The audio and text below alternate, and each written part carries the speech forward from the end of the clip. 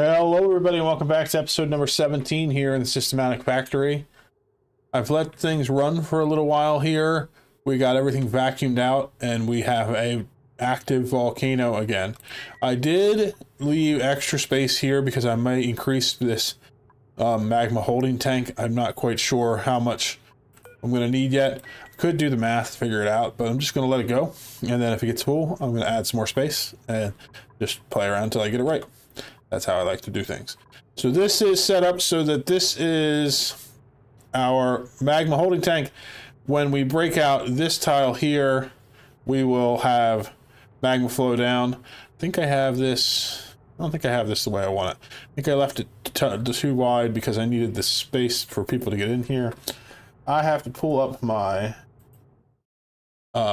petroleum boiler design that I'm using. I am not using my own design. I am still learning the ins and outs of how this all works.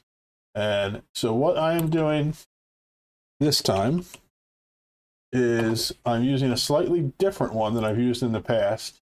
The main difference is that this system uses a static system for our heat exchanger. So basically the magma comes down, it flows down into an area where the magma it uses a magma blade system. So the magma drops down. What happens with magma is it'll drop and it'll fill a spot here. It will flow for 10 tiles and then it will stop. And so what we do is we have exactly the amount of space we have here so that the magma will get to this spot here and it will have very little magma in it. And then we use a little bit of a trick mechanic where we have a door that allows just a little bit of magma to flow in to some mesh tiles, and then the mesh tiles will cool it down just enough that it will turn into debris, which we use basically when the debris forms inside the mesh tile, it has to find somewhere to go, and we force it to go where we want it to, which lands it inside of a steam chamber, and then that debris stays in there and causes the steam to get hotter, and we can direct that heat into our oil. Sounds a lot more complicated than it really is, but we're going to build it following this design, and then once I get it built, we'll explain how it works a little more. But you can see we have more magma coming now. And we'll just keep an eye on it. We only get magma every 15 cycles or so, so I don't think this is going to give us more than we can fill up in this chamber, especially after we start using it.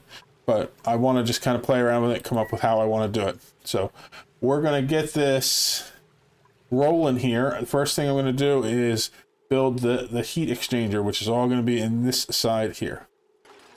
Gotten the first part here installed, and it's a little bit of automation, so I want to show it while it's still kind of open up here. So it's a bunch of things working together. There is a door here, and once we remove this tile, magma is going to flow down here. It's going to flow all the way along here, right up against this door. So what we want is this door to open just long enough to let a tiny bit of magma flowing in through. So we have a buffer gate in here.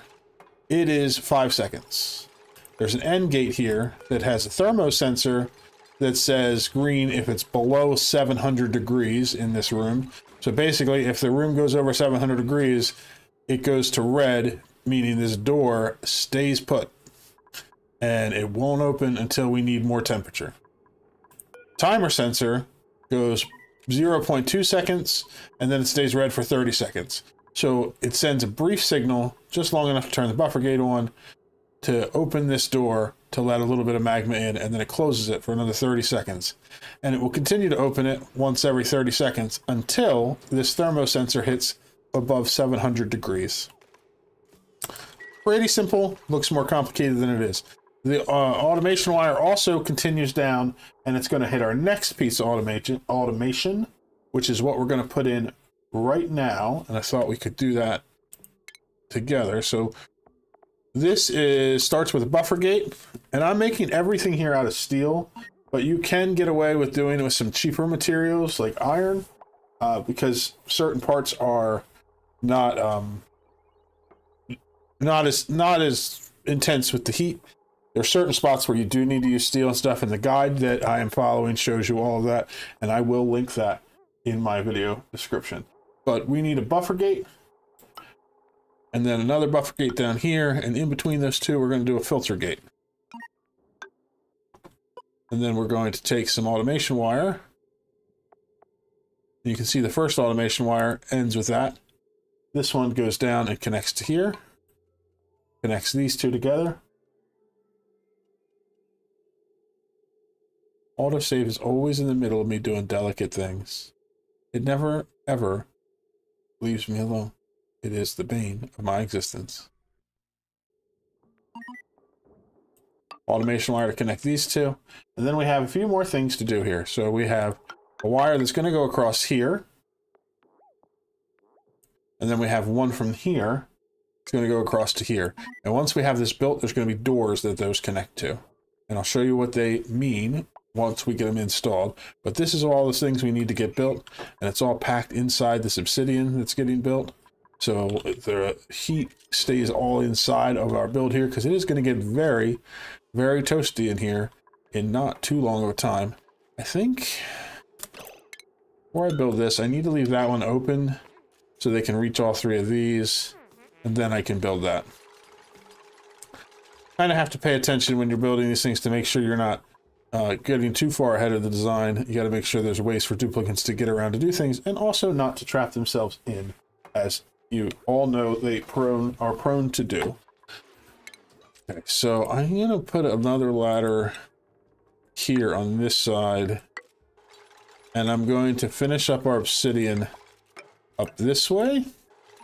Obsidian goes all the way up to 2 blocks below that door where the mesh tiles are going to go. I'm going to build it that high. That way I can go to our plumbing. I can grab a liquid vent and put it right here. This line, if we follow it back, is connected to some, well, it's not connected, but it can be connected to some water. So we're going to connect that here. And that water is going to come up here, and it's going to drop off into this tank. Let's disconnect it up here. We want to get this wall built before we start putting any water in, because we don't want water outside. It to be a mess to clean up. And we definitely don't want to have any problems with heat hitting it yet, because we don't want it to turn into steam before we have the whole chamber built, because that could become a real mess for us. There's a few more things we need to put inside here, and that's why I also have a tile here. That way I don't have to deal with the magma coming in until I have everything set up and we're ready to go with it. So this is going to just take a few more things to get placed in here, and we'll work our way up from the bottom and fill this room up with water. We have the next phase built. That is this system down here, and I'm going to show you the automation for that. So I have this disconnected for the moment because I'm filling that with water, but let's turn it on so we can see what's going to happen. This is to allow the debris. The debris from the magma is going to come down this way, and it's going to go, well, magma is going to go into a chamber here that is going to be mesh tiles, and when they form into debris, they will go down and drop into this tile because it's the only space that will allow them, and they'll drop down and land on this door. This timing is set up 15 seconds here. This filter gate is 13 seconds, and this one is 1 second. So basically, double check to make sure I have those correct. Yes, I do. So basically, it gets a signal that holds for 15 seconds. The filter says 13 seconds later, open the top door.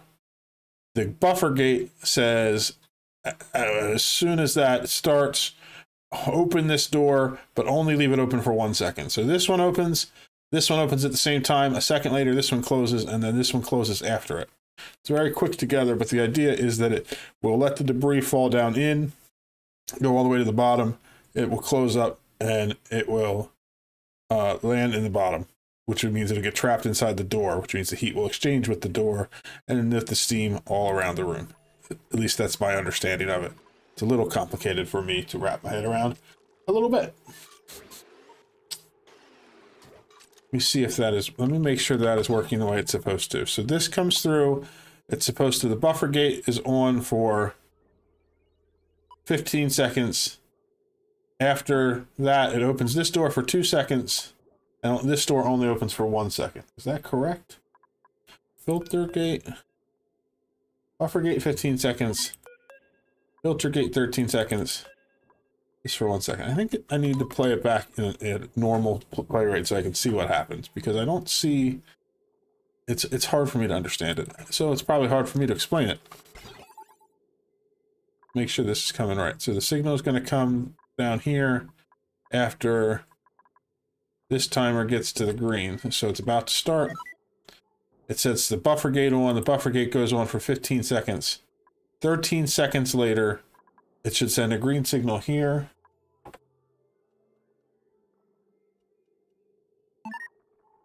So they both open at the same time.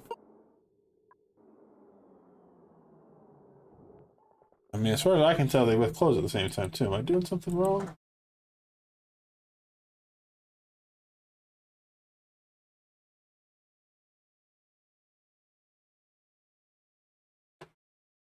After 13 seconds of delay, the top door opens for 2 seconds to let the door in, then it closes, then 1 second later, the bottom door closes.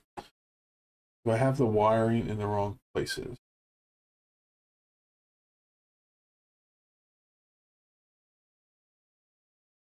I guess there is a second there because there is just a slight delay between them.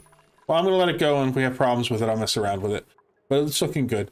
We're filling this room up with water. Once it gets to the point where the water is all the way up to here, then I'm going to close the door. These tiles are selected very particularly because this is going to be steam, not water. And so the airflow allows for the steam to go into these spaces when the doors are closed, meaning we don't end up with any pressurization issues when it is water and not steam. And same with this mesh tile here, it has space for things to go. And then this room will be sealed. And so the steam is going to stay in here forever. And all we're going to do is we're going to keep dropping in more magma debris to heat the steam.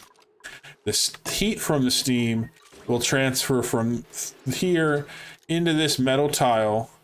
It'll go through this temp shift plate that's in this vacuum here and into this door. And then that will go into this metal tile. This is where our oil is going to be placed to turn it into petroleum. So this is going to be where the actual boiling is happening. This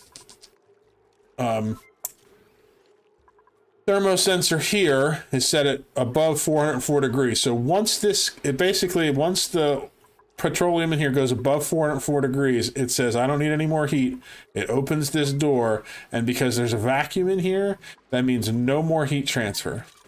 So it pulls in heat till the petroleum gets to 404, and then it shuts it off, shuts the whole thing down. And that means that we can keep dumping in oil, and because it's right at the flash point from oil to petroleum, the oil will quickly turn into petroleum. It'll stay at the right temperature, it'll keep the door open, and it'll keep processing. So that is the automation in this section. We're almost done with filling our water up. It doesn't have to be exactly filled in the top, but I do want every tile to have water in it. So it'll splash up and fill into this mesh tile and come across, and then we will end up with water. I have these tiles out here dug out so that once I'm done, I can go through and get rid of the piping that I'm not going to need. And I moved this liquid vent up one because basically I'm going to cut off the flow once it's full, and I'm going to put a tile here that is going to be here permanently, but I don't want to break this liquid vent and have the gold that the liquid vent is made of drop down in here to cause problems. Mostly aesthetic problems that will drive me crazy. So we'll build this tile first, then when we break the vent, it'll land on top of it. We can sweep it out of here before we're all done and out. The next part of the system we need to build is the counterflow heat exchanger. And counterflow heat exchangers are very complicated systems that are actually really simple. The idea is we will have a pipe coming in. I mean, I'm not going to lay it out correctly yet, but basically let's just say this is our pipe. Oil will come in this end and come out this end. It will snake its way up to here. That means that the oil will be flowing through it. The petroleum, as it boils, will flow its way back down and go back and forth across the pipe, allowing the petroleum to transfer its heat into the oil as it comes up. So when the oil gets to this point, it's already ready to turn into petroleum. So we just drop it in and we make more petroleum. And then the petroleum, as it's going on its long way out, will cool down. And so we're not dealing with 400-degree petroleum. It will be much cooler. Pretty complex idea, or a pretty simple idea that can get really complex if you're not sure how it works, but we'll get it all set up. I'm going to be using aluminum pipes for it, so I'm not quite sure in the length of it, so we're going to have to leave some space open so we can make changes as we figure it out once we get it built. So what we need to do is figure out how long we're going to do this to start. I think I want the room to be 15 across, just like the design has, which means that our pump room will be like right here. So let's put that in place. So we're going to need a steel pump, and we're going to put it right here. And that's going to be our pump that pulls the petroleum out. Then from that, we'll use aluminum because we have it. Aluminum is really good for this. We're going to come up one, and then we're going to come all the way across to here. And then we're going to go up. We're going to come all the way back across to there. Let's see, if I go up this way, it's going to go like that.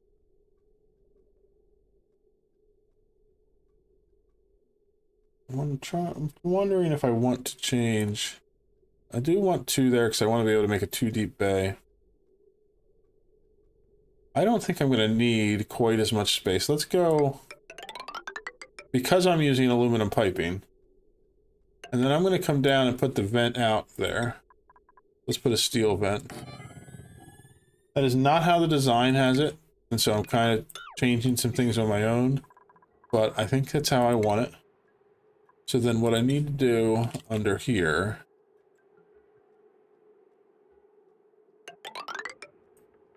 the design has it where the pump is down another couple of blocks, and so our first loop goes this way and then back and then up and then back up and then through. I don't need as much. I don't think I need as many twists in the pipe because it's aluminum. So I'm going to try it like that and see how it goes. If I need more, I have more space above as well. So that's fine. So I'm going to let this get built. We'll put in the other layers and we will see how that goes. I was thinking of this slightly backwards, so I redid the piping a little bit. I was thinking the pump, I was thinking it correctly, but I said it incorrectly.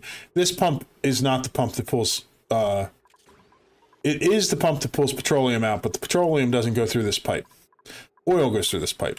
So we have the petroleum comes here, jumps across a bridge, goes up through an insulated pipe up to here, which is going to go to a space that I'm going to have for some buffer storage for petroleum.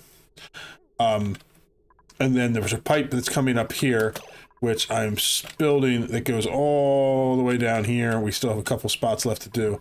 That is going to bring in oil and bring it all the way up and across to here. So let's bring this pipe like this. And that's going to allow us to have oil coming all the way up through here to here. And then we can fill this chamber up with oil for our getting started here. And then this row should go like this. I'm going to leave that tile empty just so I can get in for building. The obsidian will go all the way across here. We want obsidian all the way across underneath this pipe. I'm actually going to get rid of these tiles because I'm leaving these spaces too tall so that while we're still getting this set up, our duplicates will be able to come down and get in here and get all the way through in case we need to make changes to pipes and whatnot. We can always condense it later to make it more efficient space-wise, but honestly, space isn't an issue at this stage in the map. I have a lot of space. Once I get to the point where I have several of these boilers running, sure, maybe space will become an issue. But for now, I can have it fill up this whole space and be fine with that. So they're going through and they're just filling in all these these orders that I queued. I'm going to make a system here where I can get in to make maintenance here, because while we're still figuring everything out, these pumps tend to, even though they're steel, they can get overheated because we don't have everything worked out just quite right.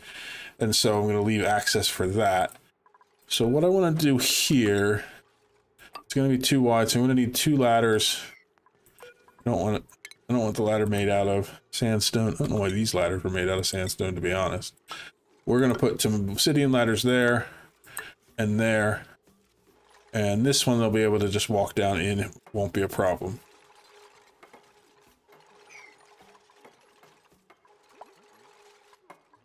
So once they build this layer of tile, we'll put another one on top. There'll be a too tall space for them to walk through here. They can hop down into this room from the top. There'll be a ladder here so that they can get up. They can come up this way to get through here.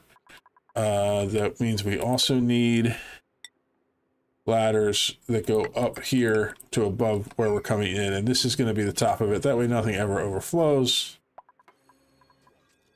So once they finish putting in all the piping and all these tiling, then we can start filling this room with oil. This room also filled with water, so I disconnected the water input. I'm just waiting for them to get to this tile, then we can get rid of the vent and all the piping. I'm hoping that I have this set up correctly so when I break those pipes they pop out up above and nothing falls down in the middle. I really hate having debris in weird places. So we'll see about that. But we're getting very close to being able to fill this with oil and start doing our preheating. The preheating is important. We want to get the oil in here turned to petroleum before we start running large amounts of petroleum through. You can put in some automation for that. I'm just going to disconnect the pipe once I have enough oil in there to do the job, and then let it run again after. So the only thing we have left to do after all these pipes are installed is putting storage for oil and storage for petroleum out here, and then we can turn the thing on. So I'm going to work on laying out how I want to do that over here while they finish building this. They'll have some more construction to finish, but we have reached the point where we can open the magma chamber. A piece of obsidian that's going to drive me absolutely insane. So the magma's going down in here. It's flowing down, getting in smaller and smaller amounts as it flows all the way down to the door. If I did this correctly, it should reach the door. If I didn't, then I'm going to cry. Yay! So when the door opens, small amount should go into here. It has to actually be filled up first, but there we go. Tiny bit through it, and you can see it came through as igneous rock at 1300 degrees. So the water around it is heating up quickly. I think that they're... no, I think this is working right. It has small amounts of... let's once it comes through again, we'll take a look at it again. But it's letting just tiny amounts of rock fall through. I'm not sure I understand this mechanic yet, and this is why I want to... This is the reason that I chose to use this design instead of what I've done before in the past. Well, that's interesting. That was a lot of magma coming through. But if we take a look here, I don't know if we can even see it, but there's piles of rocks that are in here. So it's because it's only open for a small amount of time, it's only letting small amounts through. I think that's how it works. I'll have to look into it more. But this should be heating the water up, which it is. It's going to take a while to heat that up. Probably the guide that I'm using has all the details in this. And like I said, I will link it so you can see it from that if you want to build it. But it says that this should take about 5 cycles for it to heat up. That's a lot of magma or igneous rock coming through. Hope I'm not going to use that much every time because I'm going to run out of magma really quick. But this is going to keep going and it's going to keep going, heating up this water. And the water is going to transfer heat into here, which will transfer heat into here, which will transfer heat into here. Once we get up to temp, it shouldn't use much at all when it's running, because it won't need a lot of temp to do the state change. But I guess that looks about right. It's throwing more and more heat into here. What are these doors at? They're at 40 degrees. I think I just need to keep watching it and make sure everything is going all right. Right now, the oil flow is shut off because we want to preheat this oil. So that's going to take, like I said, the guide says it's going to take about 5 cycles for that to happen. Hopefully I have enough magma to do it at the rate that we're dumping magma into this system. I'm wondering if I have something set here wrong. This is below 700, which definitely is below 700. Timer sensor's right. This is on 5 seconds. I think everything is working the way it's supposed to work. I think it just is going to take a lot of heat to fire everything up. The water will turn to steam, and the steam will stay at about 700 degrees when we're done with the system. A couple of things to note. One is I had to use some different temp shift plates in here that I'm not 100% sure how that's going to work out, because I only had enough to do diamond here, and then the rest I did with cobalt, because cobalt is pretty close as far as the thermal conductivity. Diamonds are, I guess I can't look at it, but they're 80. Cobalt is 100, but diamond has more thermal mass and cobalt has less. So I think they'll still work out. Their melting point is in the thousands, and we're never going to get the system up above 700 in here, so we should be fine with that. But it may be something we have to find a way to get in here and change in the future if it doesn't work. I just don't have the ability to make more diamond yet, and 2 temp shift plates is enough. The only amount of diamond I found in my oil biome. So this is going to take it a while. We're going to let this run so that we can get this oil shifted over to petroleum. And then once we do, we're going to slowly let oil into it to get this system up and running. And in the meantime, I'm going to sweep everything out of here, get everything nice and cleaned up, and fill the system up with oil. So these 2 bottom rows of liquid reservoirs are going to fill with oil, so we'll have a backlog of oil, and then the ones up top will fill with petroleum, so we have some petroleum stored, and we'll need to run a pipe from here down to our power to start burning up that petroleum and making a consistent amount of power. So we're going to let this run. I'm going to do in between episodes, I'll let it run so that we can get it fired up, and then we'll start off the next episode with firing it up for real. But we're already pushing 30 minutes. It took that long to build everything. So we will call it an episode here today. I hope you enjoyed watching it, and we will see you in the next one. Bye-bye.